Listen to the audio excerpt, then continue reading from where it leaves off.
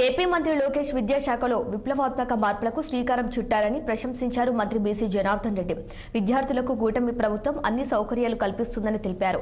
విద్యాశాఖలో సమూలమైన మార్పులను తీసుకురావడం జరుగుతుందన్న ఆయన పిల్లల భవిష్యత్తు తల్లిదండ్రులు ఉపాధ్యాయులపై ఆధారపడి ఉంటుందని పేర్కొన్నారు. వారికి మంచి భవిష్యత్తును నిర్మించే బాధ్యత వారిదే అన్నారు. నంద్యాల జిల్లా బనగానపల్లె మండల పరిషత్ ఆదర్శ ప్రాథమిక పాఠశాలను బీసీ జనార్దన్ రెడ్డి ప్రారంభించారు. అనంతరం మాట్లాడుతూ లోకేష్ పై ప్రశంసల జల్లు కురిపించారు మంత్రి బీసీ జనార్దన్ రెడ్డి. అధికారులు కానీ హెడ్ మాస్టర్ ఒకటే కోరుకుంటా ఉన్నా, మీరు ఏదైతే విద్యను చెప్పి చెప్తారో మీరు తీసుకునేటువంటి నిర్ణయాల వలన మీరు చెప్పేటువంటి విద్య వలన నాకు ఈ చిన్నారుల భవిష్యత్తు అంతా కూడా ఆధారపడి ఉంటుంది.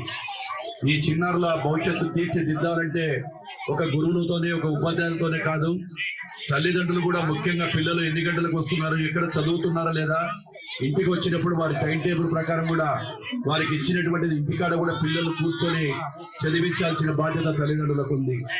ఎప్పుడైతే తల్లిదండ్రులందరూ కూడా వారు బాధ్యత తీసుకొని వాళ్ళ పిల్లల చదువు పట్ల వాళ్ళు ఎప్పుడు శ్రద్ధ కనపడతారో ఆ పిల్లలు కూడా ఖచ్చితంగా కూడా ప్రతిభావంతులు అవుతారని. తెలంగాణ రాష్ట్రాన్ని సీఎం రేవంత్ రెడ్డి తాకట్టు పెడుతున్నారు.